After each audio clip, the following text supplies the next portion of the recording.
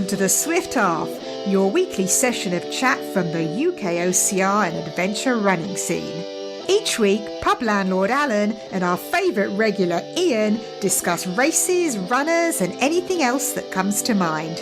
So pull up a pew, pour yourself a drink and join us for the Swift Half. You're listening to the 72nd most popular podcast for people who think that Elvis is still in the building. So hello, listener, and welcome to the Swift Half. I am regular Ian because Alan is in the process of moving the Swift Half brick by brick from sunny Barnsley to, sunny Barnsley, I think. I think he's moving it up the road or whatever. So just me this week, but it's not just me. I've got a couple of people in the pub with me. First, I've got, all the way from way down south, on the south coast, I've got Becky Neal. Becky, thanks for joining us. Hey Ian, good to be here. Found myself in the pub finally. You finally have. You're usually hanging out with Will Chung, and you finally come and decided to come on the seashore. If who's hot's the A shore, I guess. So yeah, you're finally on the seashore. We've also got all the way from the southwest, Danny Lister. Danny, thanks for joining us. Good evening. Yes, yeah, thank you. It's weird to be in here without Alan. It really is weird to be here without Alan. I can feel his presence though in the walls. Yeah, his presence is there. So what you're saying, Becky, is we need to make this 55 minutes of nonsense and just chatting the fat and about 5% OCR. Sure. So sounds good. Right, before we get started, Danny, I'm going to come to you first. What are you drinking, if you are indeed drinking? I am drinking, but it's alcohol free.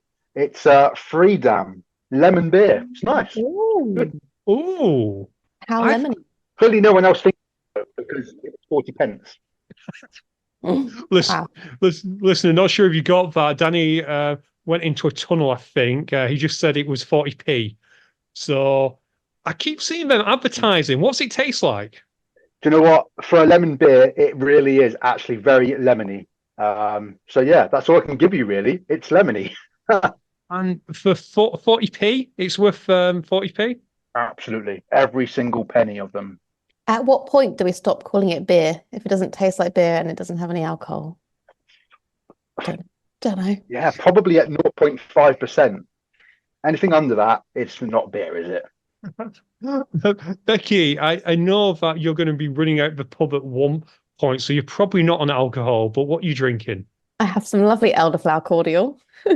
Oh, very nice. I don't think we've ever had elderflower on the pub before. How's it taste? It's quite sweet actually, this one. I do like a bit of elderflower, but yeah, going for a run after a quick snack in the pub, and dry January. / maybe I'll extend it to London Marathon. Oh, wow. London Marathon's in April? That's a long January. I thought my January was long. Depends how dark it gets in between. I will say that courtesy of Tesco's meal deal, and I went to a different Tesco this time, listener, so I've never seen this before, unless someone tells me I've had it before.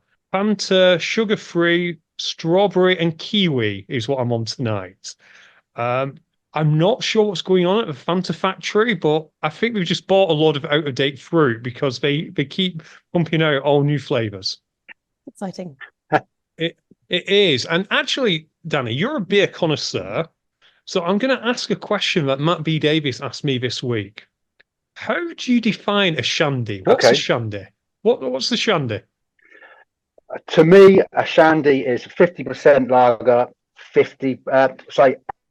lemonade. It has to have more lemonade, as far as I'm concerned. Yeah, yeah. So yeah, just people can't see us, can they? Like a couple of inch and a quarter.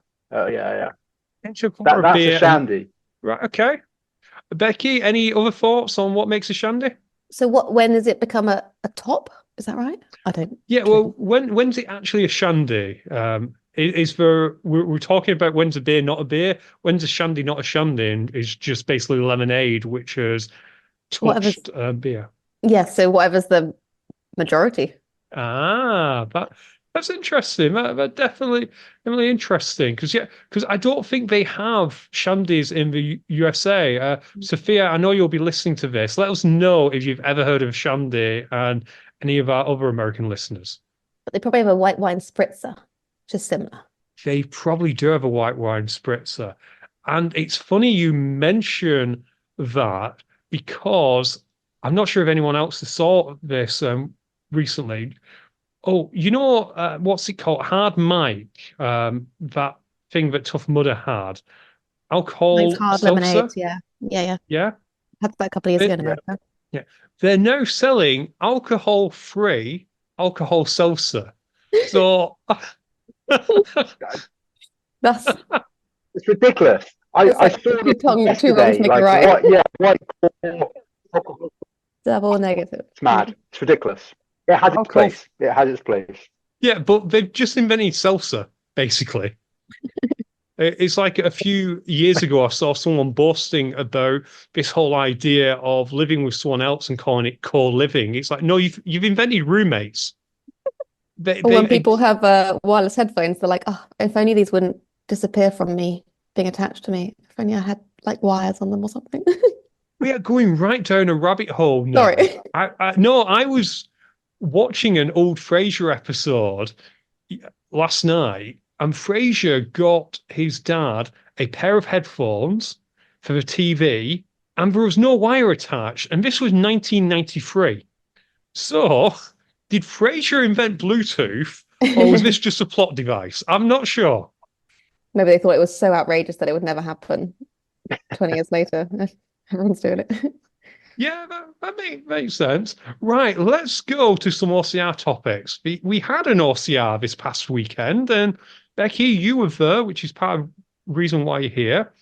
Do you want to just tell the audience what it was and how did it go? Yeah, so it was at Ninja Warrior UK in Gloucester. So it was the 100-meter OCR event.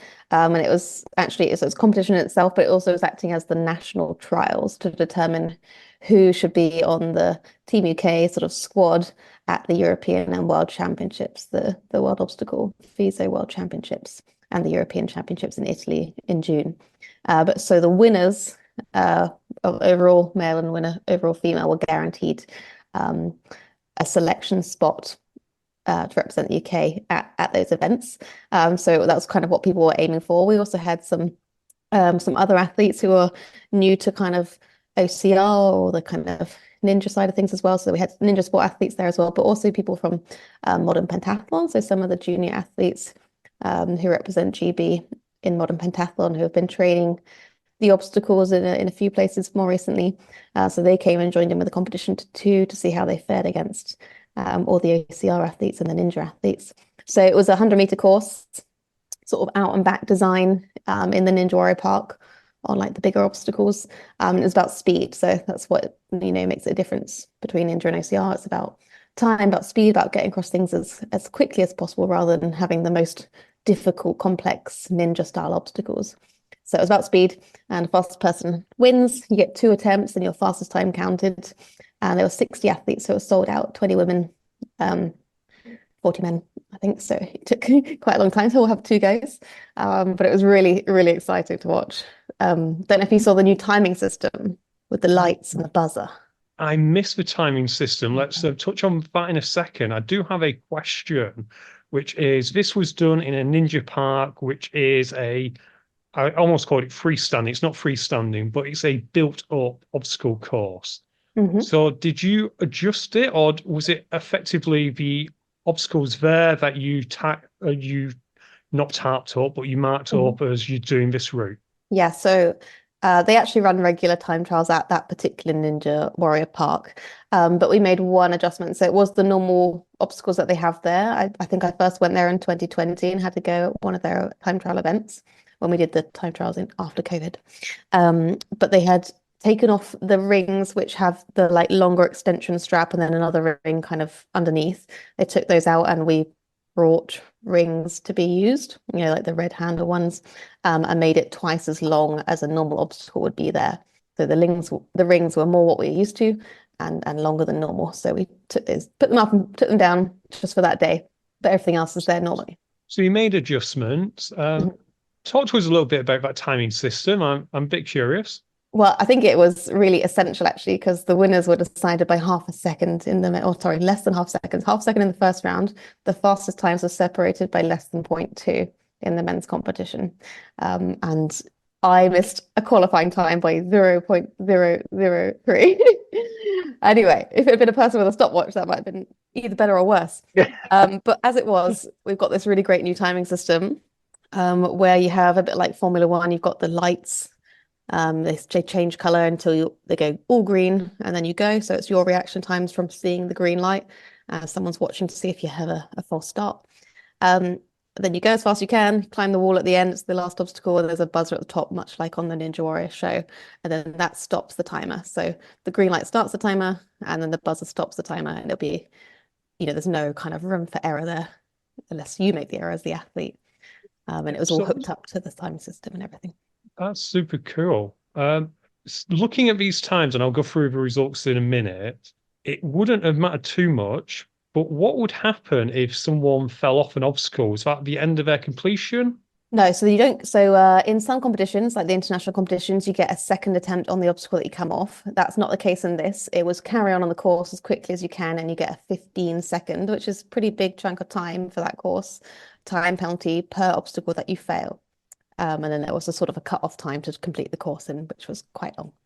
So you could add 15 seconds to the total finish time after you press the buzzer. Listener, to give you some idea of how punitive that would have been, third place had a time of 23 seconds, 0.7.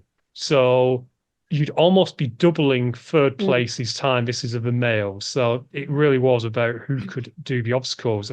Dan, before I move on to the results, have you got any thoughts on the 100-meter format? Are we going to see you on one soon? Well, I feel a bit guilty because the Gloucester Ninja Warrior is actually about 25 minutes, half an hour away. And I've never yet made it there. So, I feel really guilty. And in fact, I drove past it last night. I think it's great. I think it's really good, especially the Ninja Warrior and the OCR are combining because they're both complementing each other really well, aren't they? I think it's amazing, and it's no breeze in the park, is it? It's a real test of fitness and sort of you're out of breath at the end for sure. Yeah, I bet. The timing system, is that permanent to that center, is it, or is that what you take in? No, we managed to get it organized just for that event. Cool. Okay, that's good. But they will run time trials if you want to go there with a stopwatch. Absolutely. Gonna give it a go. Got to. It sounds like a potential for a solo mudders outing, doesn't it, Dan? Although my suspicion is we might have a 1 or a 2 in front of these times I'm going to go through in a second. So let's go through the time. In the men, Tommy Matthews was first place with a time of 20 seconds, 40 split seconds, so 20.4. He is an accomplished athlete, Becky, I believe. Yeah, he holds the British record for the set course for the 100 meters OCR.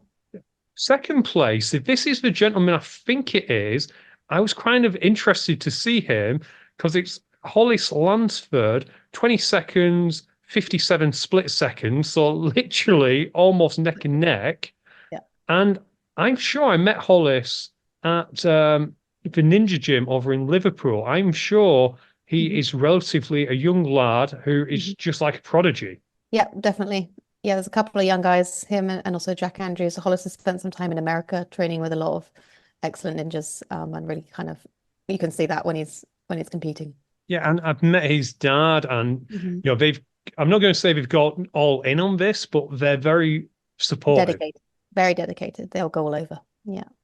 Exactly. And then in third place, we had Jack Andrews, 23 seconds, 69 split seconds. Ladies, I'm going to go in reverse order. So in third place, we had Charisma Backesfield, 48 seconds, 0.02. I'll be honest, Becky, I don't know a lot about Charisma. She's also junior, so also known as Izzy. She competes in all the ninja competitions. I think it was a really impressive performance from her to kind of podium overall on this occasion.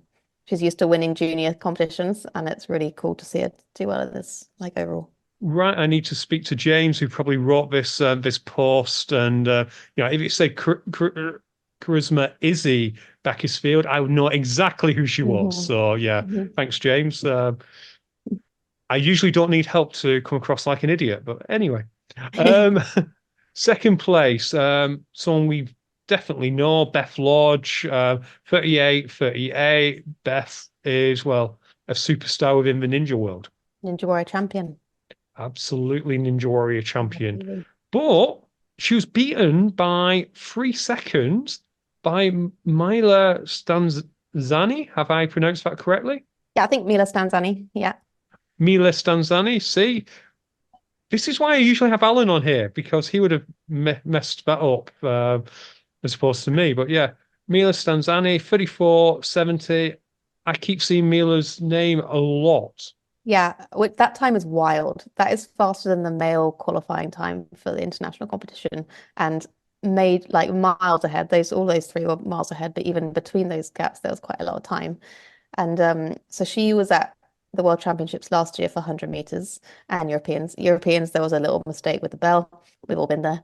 And then I think at Worlds, she actually dislocated her shoulder in the practice runs the day before the championships, so she didn't get to show off her skills. So she's been rehabbing a dislocation. And this was like her first time back. And so she's been really ready to show everybody what she can do. And everyone was really excited to see it. And if you watch the run, it's like incredible. Absolutely incredible. I think there was some footage on the IG, unless Mhm. I'm mistaken. So Yeah, yeah. go on Boss and have a look. Before we move on, anything else to add, Becky, from the weekend? I mean, we had people from 10 years to like 50 years there. So there's loads of youth winners as well as junior winners. And some of those obstacles are pretty big. So they all did really well as well. It's cool to see them competing. That's it. Let's talk about, well, we're going to go from the 100-meter national trials to the 100-meter national trials, because I've also got a list of everyone who was selected as a result of that, courtesy of James, for the Euros and Worlds. So it now looks like this. We've got Bethany Lodge, we've got Mila Stanzani, Izzy Bakersfield, Shyla Duhani, Tommy Matthews, Holly Slansford, Jack Andrews, Tersham Smith. They're all elite racers. Did I get any names wrong, or? Tashawn. So, in this competition, it's about like risk and reward. And sometimes when you take a big risk, you don't get the reward. So in the men's competition, a couple of people went for it and it didn't pay off, which was, those times would have been even closer, I think. So Tashawn did really well. Sounded excellent. And yeah, he's rightfully got his spot. We've also got Jamie Gain and Chris Harris in the power.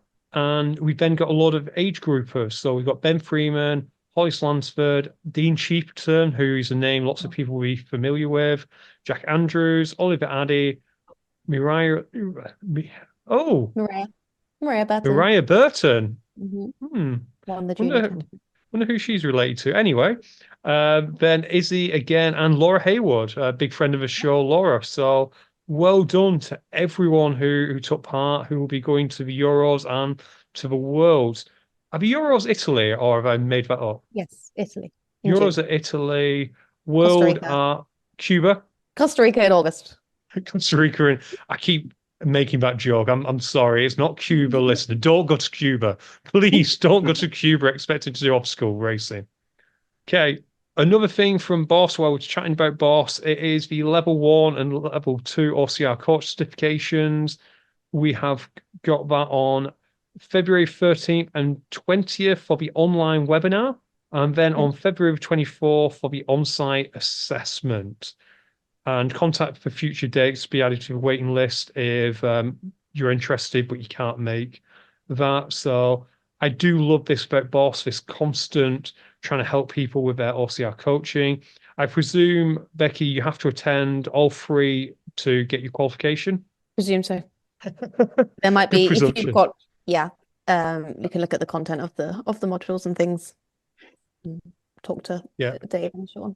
If you head over to britishobstacle.org/level 2 OCR coach certification, look on there or just Google it, have a click, and we'll probably forget to share it in the links, and then we'll remember about 2 weeks later. So you're listening to this in 2 weeks' time, it'll be in the show notes. So that's that. The other bit of news is a little bit of surprise to me. The British Obstacle team, you're going to be giving out 3 awards at the British Obstacle Awards night, aren't you? Yes, thank you, UKOCR, for letting us add in a few extras. Hopefully that night's going to be even more exciting. It will, although I am worried now about Overrun. We're going to have to get that band that plays people out on the Oscars, because I think last year people were complaining about how long the awards went on for, and I think they hit an hour, but that might have had something to do with the horse. So we're upgrading the horse, I think. Well, they certainly danced till quite late last year, if I remember rightly. Oh yeah, yes. And then we had the after discussions of what people potentially wanted to say and didn't at the actual event. Oh, gossip in the pub, hey. Oh yeah. I know, Dan. I'll put my hand up. I had so much I wanted to say, but Alan kept taking my microphone away. That's all I can say, you know. I wanted to tell the OCR solos what I really felt about them, and I'll never get the chance now because moments passed. Oh, Will. We can hijack the stage, it's okay. But all kidding aside, there is now nominations out for the OCR event of the year and also Ninja. So OCR event of year, Ninja event of year, and Training Center of the year. And it's Towergate who are sponsoring this. And you can nominate the UK OCR event of the year of 2003, according to the form I'm looking at. So, James, if you listen to this on Patreon, just edit the form, please, unless people are going to nominate their favorite OCR event of 2003, because I suspect you can only nominate Mr. Mouse and Tough Guy. But anyway, get your nominations in, and I think that we're going to have voting closing on this on January 28th, and voting's open to members only, so make sure you're a member. Becky, have I missed anything? Yep, that's good. Members, yep. Okay. Members only, so make sure you remember. But I suspect every single person who listens to this podcast is a member. Yeah. Exactly. Right, let's have a look at some of the other topics that Alan sent me. You know, he's not here, listener, but he looked after me. He gave me a list. So should we go on to Tough Mudder? Yeah. Yeah, should we talk about some Tough Mudder? Let's talk. Yeah. Season pass has been changed slightly. Dan, did you see this? I did indeed, yes, yeah. Any changes that they do, everybody sees it, I think, don't they? They really do. And listen, to put you in the knowledge, basically it was noted that there's 2 levels of season pass. There's the regular one and the plus one. The plus one also gets you access to Europe's Toughest Mudder and the Infinity events. But what people noticed was the bog standard basic now has something saying it's good for 1 race per day per event weekend. So on a regular event weekend, you can do 1 race on a Saturday, 1 race on a Sunday. And that will either be the 15 miler or whatever you call it, 15K, 10 miler, or the 5 to 10K, whatever they do. Danny, what are your thoughts? Look, I think it makes absolute sense. And to be honest with you, I always thought it was a bit of an unwritten rule anyway, that was the case between the season passes and or just in any given day. So I'm for it, you know. Like I say, it makes absolute sense. And from a business point of view, there's a level of protection there, I guess, isn't there? Because people are going to want to run more than once a day. And for the little difference it is between the 2 season passes, I think it's worth upgrading. I mean, what is the difference? £50? It's something like that. I don't know it off the top of my head, but it's not a great deal. My only thing is how are they going to manage it? Because there's so many people, isn't there, that they'll run once, twice, 3 times, 4 times, and sometimes we all know that they don't go straight back into the start pen. So I can't see how they're going to manage it. That's the only thing. I think that could be the issue, or particularly with, should we say, people who have done a lot of Tough Mudders. There'll be no obvious way of knowing if someone just rejoins the course. But I guess that's always existed. People could always bandit the race. I'm sure I've seen people get changed in their car and literally just run on when a wave gets started. And I'd also agree, Dan, that it does seem like a good business decision, not just from a point of view of encouraging more people to sign up to the 50 quid extra, but also from a point of view of how many people have a season pass and would book on for the second race and then never turn up to it. And that's a ticket that Tough Mudder then can't sell. Yep. Yeah, and there is a cost to it as well, isn't there? You know, because we know as well that people go around, they will still collect. Well, not everybody, but a lot of people will still collect a second orange headband and or another T-shirt, and even if they're doing 3 or 4 a day. But there is a lot of conscious people that won't do that. But you know, there is a great cost to it. So I think they're just covering their backs, aren't they? It'll probably affect a tiny minority. Becky, have you got any thoughts on this one? Sounds a little tricky to organize and run, and I think only really you're not going to get people who are doing Tough Mudder for the first time, or taking it on for the first year, figuring that out. So I don't think it will affect a lot. And I do like it when a brand supports a community who keeps supporting the brand. So it seems like quite a lot of extra, but not a lot, for the people who are already promoting it a lot and contributing a lot. So I don't, is it necessary? Yeah, I'd agree that, like Danny said, it's encouraging people to support the brand, and in turn they're supporting them, because another way of looking at it is the plus ones. And Becky, I think that's what you're alluding to, people who pay the premium price. Why not make them a little bit special by saying that means you could, if you want to run 5 or 6 laps in a Tough Mudder and you're able to, you can. So it's kind of like addition by subtraction. Let's chat about Saudi Arabia, which is coming up incredibly fast. And firstly, Becky, what are your plans that weekend? They're up in the air. I don't plan on running for 8 hours somewhere currently, but I never say never. No, I was trying to see whether I could fit something in with work. From that time I did a research study on obstacles race in a cool place, Mount Everest. I was seeing I've got some remote monitoring research that I'm working on, and I think that we should monitor athletes in OCR in terms of their temperature and other things. Probably more relevant for the 24-hour race later in the year. But some of this stuff is kind of preparation for the Olympics and some research that's going on there. So I was trying to get that angle to be able to be there, because you can't be like proper support crew, can you? So Das is racing. He's entered. He's sorted and everything, and he's really training hard.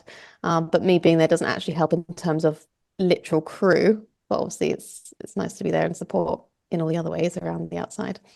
But then I think if I was there, then I'd be really tempted to, like, how could I not do it? But then it's an 8-hour race and I'm not prepared for that. But I could still do it. I've exercised for longer than 8 hours before. I'd run for longer than that. So it's very tempting, but expensive. It is. And also, Will Chung's gonna be there too. So you and Will could just run a media lap, even if that's all you do. Yeah, it'd be tempting. And there's other things like I'd like to do quite soon afterwards as well. So if maybe I would prioritize those, but it would be nice to be there. I've managed to get my teaching covered for Monday afterwards, so the lectures I don't have to worry about, but Tuesday maybe. There's lots of things, don't know. There's lots of. So at the moment, we're not sure if Becky's there. We know Dassos is there. We know Will's there. I am not going to be there. I need to save my holiday days up, because this promises to be a holiday-rich year. Not to say I'm rich in any way, shape, or form, listener. It's going to be a cheap holiday-rich year for me. I just need my days. But someone who is going to be there is someone I thought had completely retired from OCR, John Alban. So, Becky, I presume you set this up, yeah?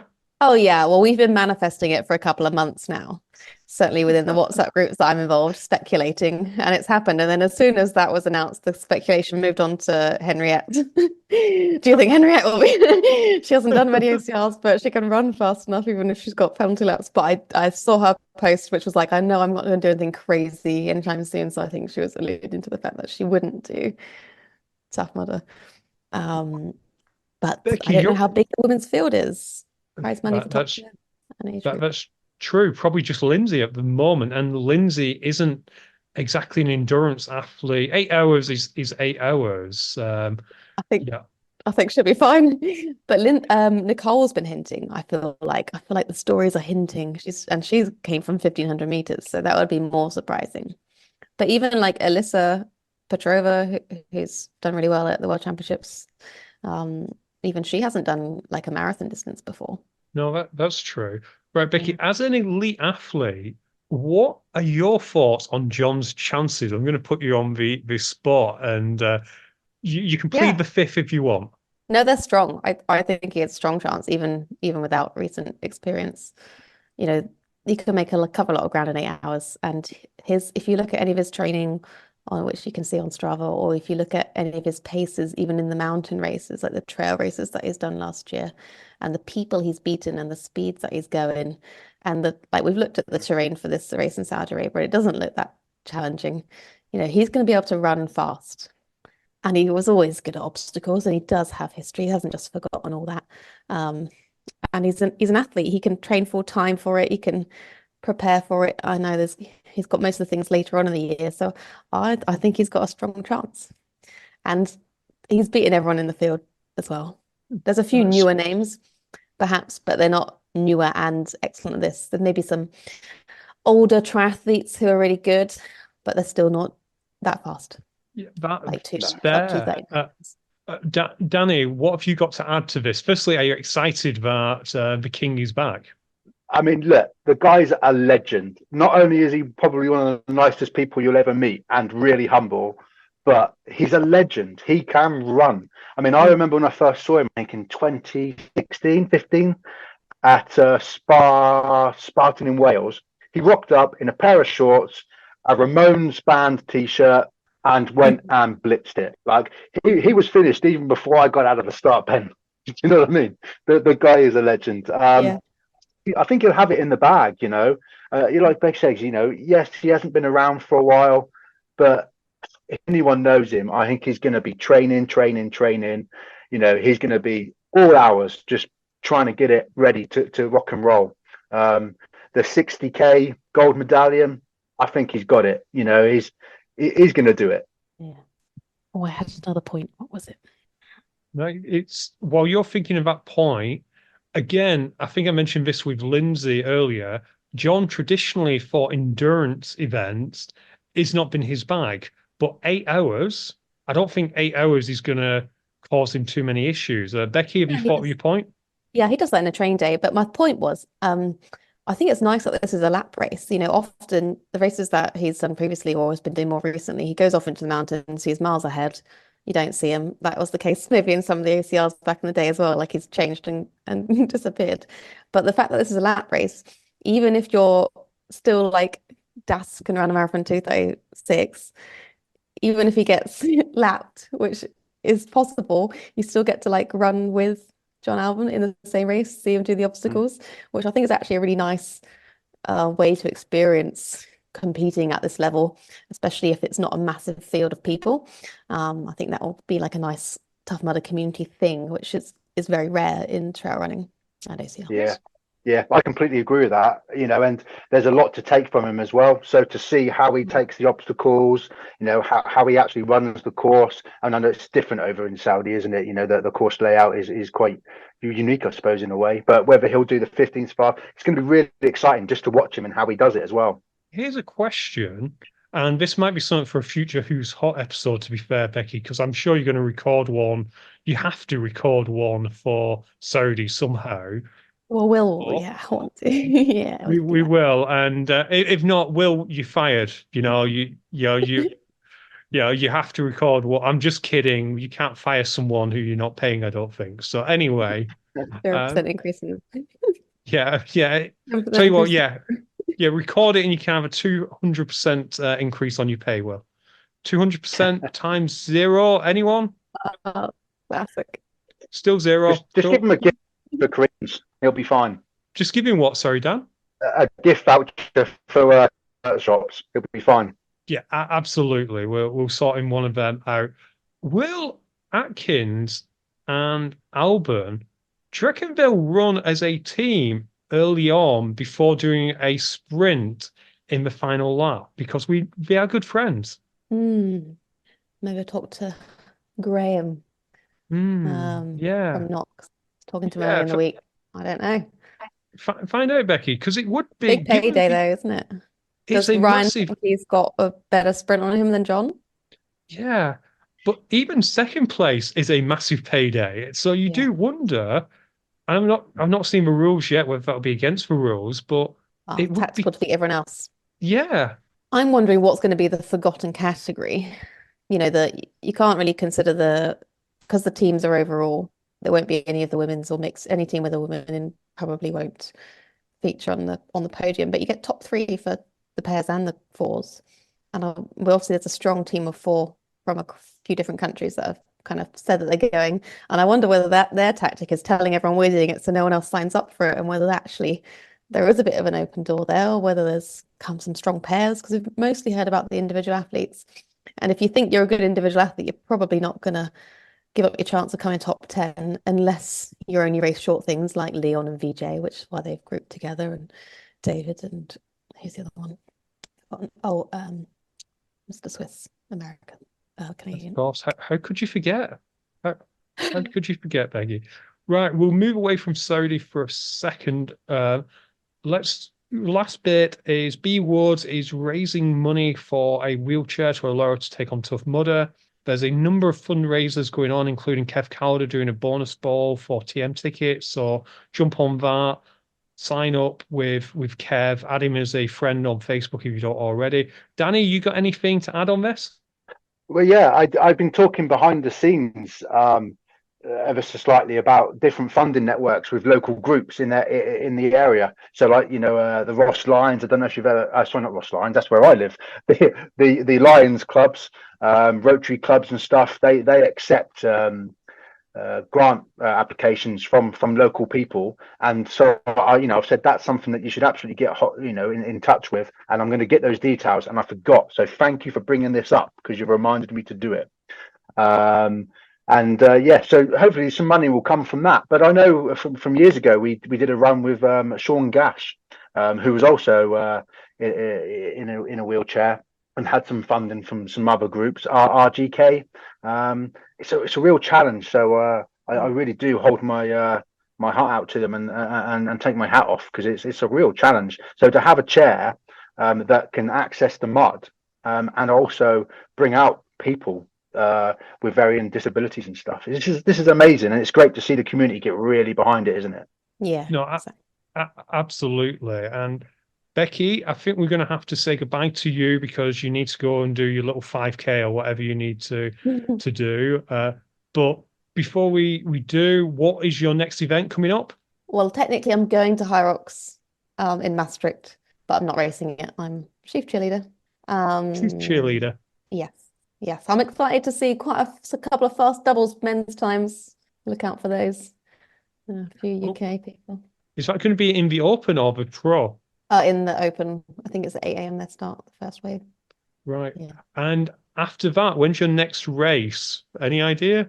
I don't actually remember. It might not be till March, unless I end up doing anything in February. I have another idea about something, but I'm not gonna. There's too many things that are not unconfirmed. But yeah, I've got Tartan Warrior booked. Tartan Warrior booked, right? Okay. Anything else you want to cover before you head off and have a quick gallivant in the South Coast? No, thanks for having me. No, Becky, thank you so much. Goodbye. Bye, Dan. Yeah. Right, Dan. We covered off High Rocks for briefly. I might as well, if it's okay with you, just cover off a little bit more High Rocks news. Yeah, go for it. Yeah. I know you've not yet been bit by the High Rocks bug. Not bud, bug. But no. You are paying attention to it to some degree. Absolutely, yeah. Well, I was going to volunteer for them, but I went and got COVID, so I had to back out, and that was going to hopefully be my pathway into the Hydrox world. Although I've been watching videos of you and Jen and Will and Kieran doing it, and I'm like, maybe not. You could easily manage it, but High Rocks Manchester is coming up shortly. Alan is going to be doing Pro Doubles Men. and I'm going to be cheerleading him round. He's going to do awesome, Alan. I can't wait to see him, and I'll throw in a burpee or two just to let him catch his breath. So I can't wait for that. But the Manchester High Rocks has now got a new name, Dan. It's now the My Protein Manchester High Rocks. Right. Okay. I've missed that one. I'm not sure I like that. Yeah, we noticed it on the website. I've not yet got any kind of presser on it, so I don't know. It's literally they updated the website. All I can presume is they've basically become the event name sponsor, and that made me curious as to whether that should happen more. Like, could Tough Mudder have Midlands sponsored by, I don't know, Alan's Fried Chicken? Yeah. I see what you mean. Okay. Yeah. Well, I guess if financially it helps an event boost itself, yeah, I guess so. Yeah, but I don't know. I would prefer Hydrox sponsored by My Protein. Like, it sounds a bit more dramatic to me. Oh, it's High Rocks Manchester, brought to you by My Protein. Yeah, that's good. Right in that voice. Yeah, and then like big flames coming up either side. Yeah. Yeah, whereas it sounds a bit clunky, doesn't it? It does. Yeah. But how on earth can My Protein afford to sponsor these things? Because they've always got 50% off or discount codes flying around. Where are they getting their money from? I was going to reach out to High Rocks to see if there was a discount code associated with this, because we all know My Protein are the hardest discount codes to find. Well, yeah, maybe. Yeah. Yeah, it took me at least 2 minutes the last time I wanted My Protein. You know what? I might have a My Protein affiliate code, and I've never used them. No, I'm sure. Yeah, they're everywhere. I mean, even if you follow the world like we do, every website I seem to click onto, My Protein comes scrolling down the side of the screen, and I haven't bought it for years. Nope, me neither. Right, so that's that. We look forward. If you're going to be at My Protein Manchester High Rocks, send us a quick message. Let us know you're going to be there. Me and Alan will be there probably on Saturday from around 3-ish, maybe a bit later. So we'll happily come and say howdy. You can maybe see Alan doing his race, and you can help me cheerlead him on and cheer me on when I do my free burpees. So yeah, reach out to us. We'll see you there. Other news, Danny, you are a Spartan honk. We're aware of that. DECA has come over in the UK. It's been here a year now, but Rich Hall, who was on the Fitness Racing podcast a couple of weeks ago, has announced the Warrior Hit Club DECA is going to be at a school on the 30th of March. It is Pixbrick Academy. That's SG5 4HB, which I believe is Bedfordshire way. They're doing a mile. They're doing a strong, but most interestingly enough, they're doing youth and ruck divisions as well, Danny. This is promising to be the biggest DECA we've seen in the UK so far. That's really good. That's good. And I know they've had DECA ambassadors for quite a while in the UK, and they've been trying to engage and get it over here. So I'm really happy about that. That's exciting. That is good. It is. Could you be tempted to move across? As in, it's not that far from your Bedfordshire. No, not really. No. I think I'd certainly, go and give it a go. Yeah, absolutely. Go and see what's going on. And failing that, I'm sure they'll welcome you to volunteer, if you're not feeling up for a DECA yet. Yeah, I'm not feeling up to it just yet. It's been Christmas, but I'll definitely go and volunteer and get involved in that and help it get ingrained into the UK. Let's have another dusting of America in the UK, eh? Absolutely. Hey, we like DECA. We like Spartan, even though we make silly decisions half the time, or more than half the time. Quite right. Yeah, but DECA's another. I think. Do you reckon DECA's another level to our standard Spartan, like fitness wise? I would say it is, isn't it? I think it's a different level of fitness in that you are absolutely miserable for the 30 to 40 minutes it will take you. We've seen Will's video. Will was not having a good time when he did the DECA mile. No, no, absolutely not. No, no, no. I'll tell you one guy, and he is an ambassador, I believe, which is Gino, and he's an ambassador, and he does some training videos, and they are absolutely brutal. I mean, the man's a machine. He is fit, and yeah. It looks insane, to be honest with you, on the fitness level. So yeah, I can aspire to that. You can definitely aspire to it. And actually, listener, if you're wondering which one to do, I'd recommend the mile because the strong is a beat down, and the mile, which is the same exercises but 160-meter run in between. That 160-meter, you can catch your breath on that. Don't try to sprint it. I know it's only 160 meters, but don't try and sprint it. Just use it to catch your breath. And most people can do the exercises. You'll have a lot of fun. And once tickets come on sale, which I think will be next Monday as you're listening to this, we will post it up. Speaking of running, even though Alan's not here, he sent me through a couple of running news with this long list of topics. Oh, I'm gonna mess up this name. Agnes Getich broke the 10K road world record in Valencia. Did you see this? I did, and I just could not believe what I was reading when they came with the time. I mean, what was it? It was 28 minutes 46 seconds, wasn't it? Yeah, I can't run a 5K at that pace at the moment. I have historically, but I can't now. No, no, absolutely not. And I mean, but you're saying about names, but just behind them, there was is it compatriot, and they came in 9 seconds slower.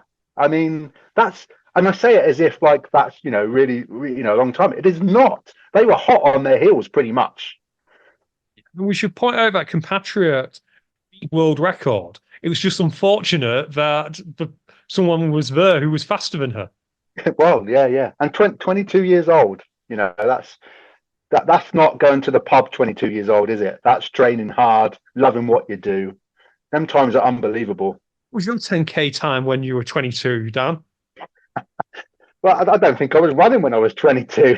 Oh, well, maybe out of the pubs from the bouncers, but Yeah, we'll have to find an old pub run that you did and just find out.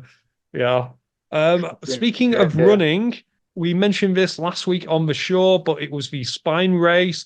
I'm not going to talk too much about it because I know Alan loves the spine, so I don't want to, take away from him, and he'll love to talk to us about it next week. But Jack Scott won it with a new course record of 72 hours, 55 minutes, and 5 seconds, which is 10 hours, 17 minutes, and 18 seconds faster than Jasmine Paris's previous best.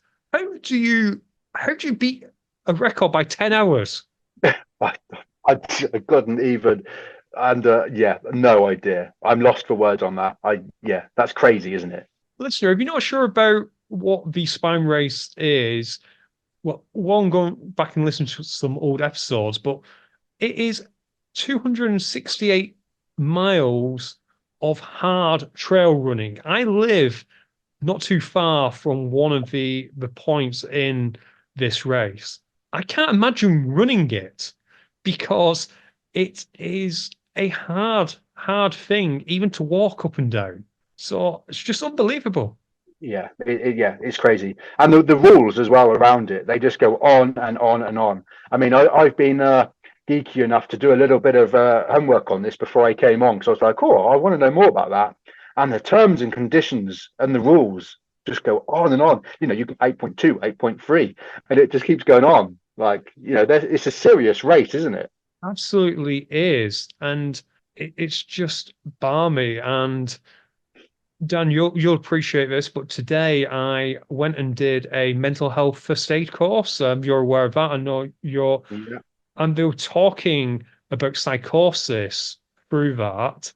And for those of you who don't know, psychosis is often misrepresented by the media. All it means is your perception of reality is slightly different to other people's. A common one would be hallucinations, for example. And what isn't what is known, I was going to say what isn't known, but what is known is lack of sleep leads to mild psychosis because you start hallucinating. Mhm. What kind of hallucinations are you going to get doing a race like this?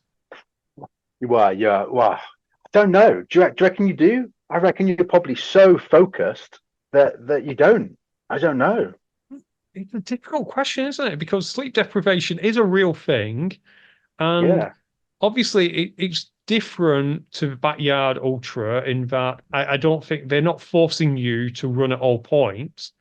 But if you want to be top of the game, you have to go out there and run for as long as you can each day.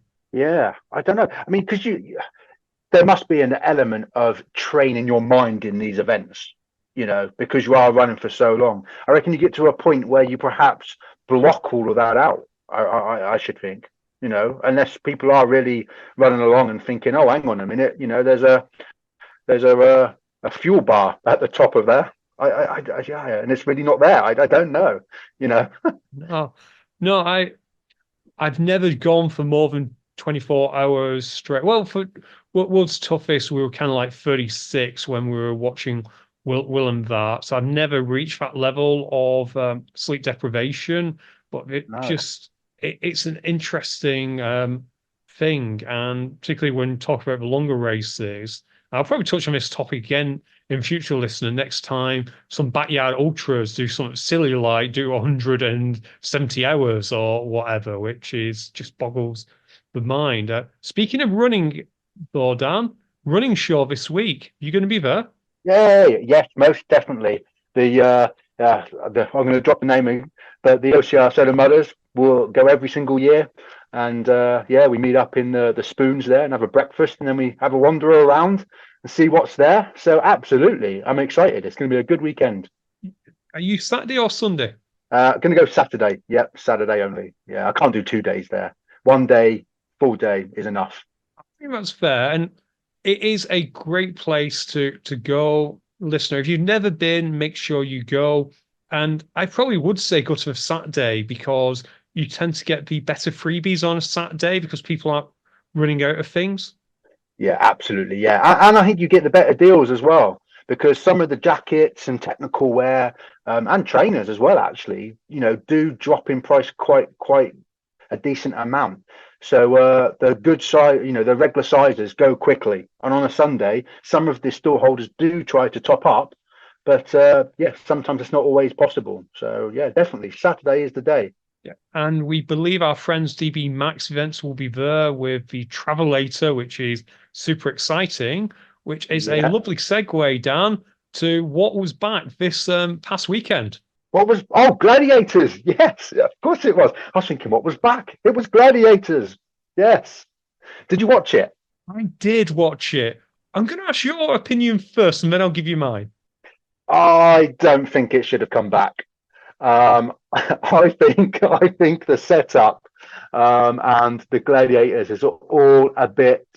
I'm going to say too cheesy, but it was cheesy before, wasn't it? But that was a different era. I think now it's kind of like Love Island mixed with Gladiators. They're like the contestants. Yeah, I don't. Yeah, no.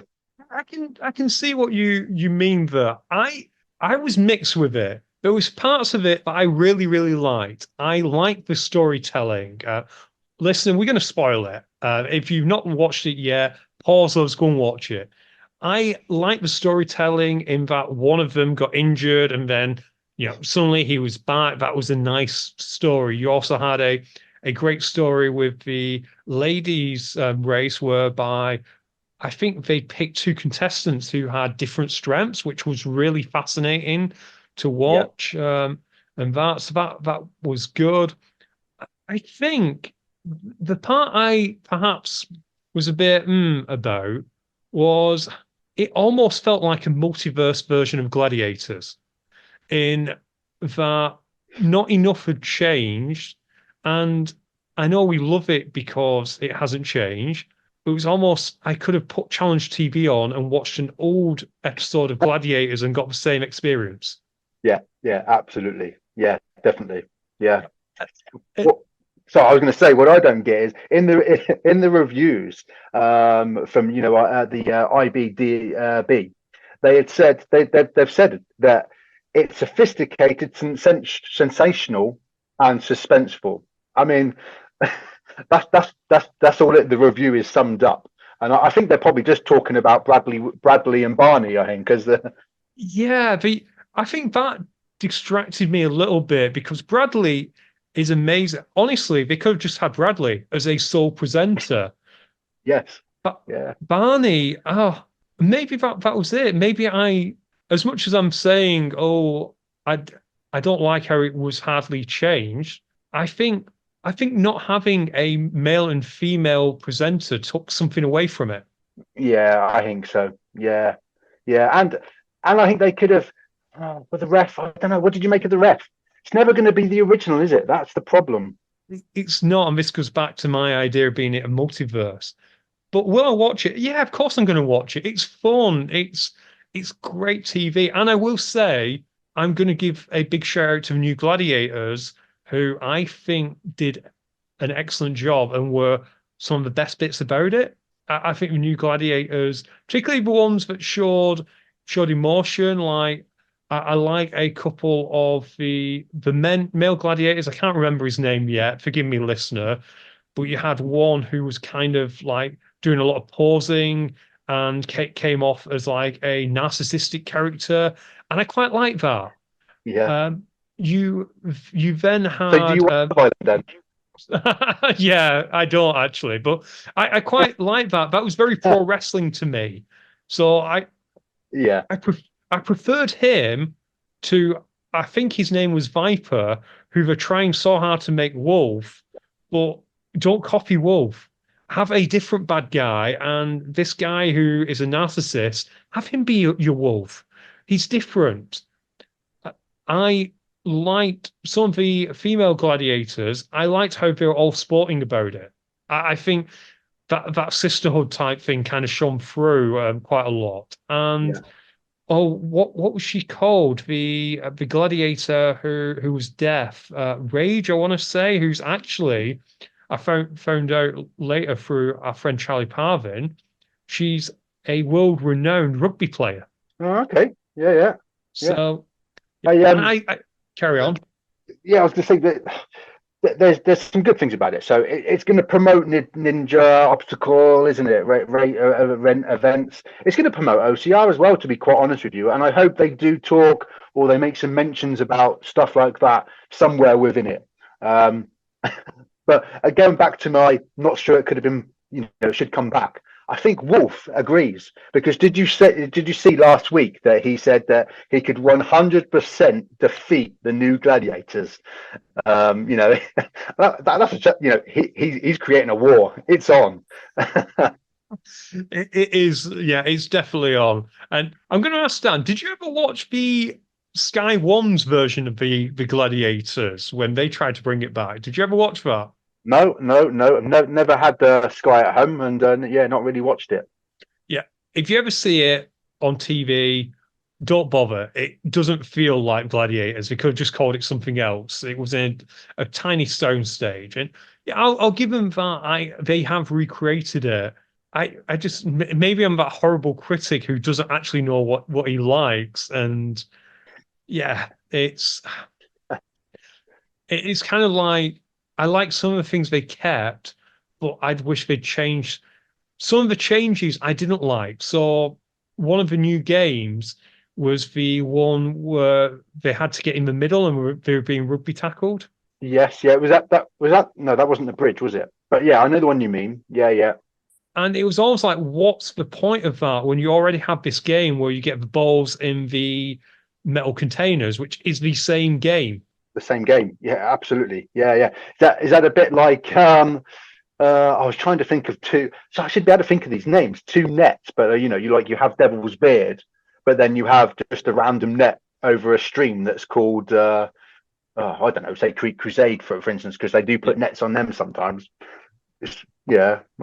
Yeah, exactly like that. There was just no point in changing. I will say the bridge one was interesting and fun. I quite liked using the gladiators as battering rams. I did like that. So Yeah. listener, Yeah. personally, jury's out for me. I'm happy for any light entertainment on Saturday night TV, which I can watch with my brain out. So for that, I'm happy. I think time will tell which side of the fence I fall down on. I will say the Gladiators, really enjoy them. They're all cool people. Sorry, Barney, you're not for me. Bradley, fantastic, but draft in. Oh, I can't remember the name. Who's that presenter from Leeds? That female presenter. I think she did Big Brother. Oh, I don't Can't know. remember. I don't know. No, now you got me wanting to. Yeah, I don't know. What? So I'm going to ask you a question now. Then, what about Ant and Deck? Would you have had Ant and Deck and perhaps Stephen Merholm? Because on Saturday Night Takeaway, they do a little bit of Ant vs Deck, don't they? They do. I don't think not. I would have gone more for a what's it called? A sporting person. So Okay. maybe a female football player would have been quite good. Yeah. Yeah. Oh, yeah. That would have been a good idea. Yeah, absolutely. Yeah, I think that would probably. I can't remember the name of the presenter. I don't No, think I was she is a just looking. sports presenter. Oh, no, you don't need. No, you don't mean off the news. No, not off the news. Light entertainer. I have no idea. Don't know. Who's she? Go on. Emma Oh, Louise. no, AJ Adudu. Ah, yes. Yeah, yeah, yeah. Oh, that's a good call. Yeah, yeah, yeah, yeah, yeah, yeah. For a minute, I was thinking you were talking about the news presenter because she's from Leeds. Naga Manchetti. She's from Leeds. But yeah, yeah. But no, I think AJ could have done it. But yeah, jury's out, listener. Go and watch it if you haven't, and let's support it. And hopefully we'll get a series 2, and hopefully we'll get people from the OCR world on it as well. Because what was interesting was watching Hang Tough and people suddenly realizing, particularly some contestants, how hard doing ninja rings actually is. Oh yeah, yeah. It's not easy, is it? No, not at all. Especially if you've just gone through Mud Mile and then suddenly the rings appear. That's true. True. Right. Final thing I need to cover is this past week we put on Pint Size OCR, which is a new interview program. So make sure you go and listen to that. That is with Libby and with Finley. So if you haven't already, go and have a listen to that. Really, really interesting. I can't wait to hear more about this. Again, this is Alan's retirement plan of trying to do one interview show a year by putting various things. I think I quite like the fact that the UKOCR Monday show has become like the variety show. Yeah, it's great. I mean, it's forever developing, isn't it? You know, forever moving forward. It's great. Yeah, yeah. It's good fun. Gives you something else to do as well, doesn't it? It really does. And yeah, obviously pint size OCR. It's only 30 minutes, listener. So just give it a quick listen if you haven't already. Danny, have you got anything to cover? No, I don't. I think I'm. Yeah, yeah, yeah. No. Oh no, I do. I just want to give them a plug, but you might tell me off for this. So there's no point in. But OCR World, of course, we're always hearing about OCRs closing down or going on hold.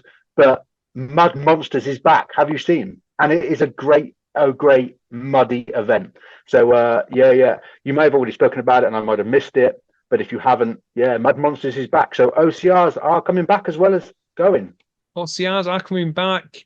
I think we have talked about Mud Monsters, but we haven't talked about them for a good 3, maybe 4 months. So excellent call, Danny. I think their event's coming up soon. Any idea when it is? Oh, now you're asking. Is it not May or June time? I think it's May or June time. May or June time. Go on the Google machine and find it and definitely go. And Danny, on that, I'm going to say it's a goodbye from me. It's a goodbye from me.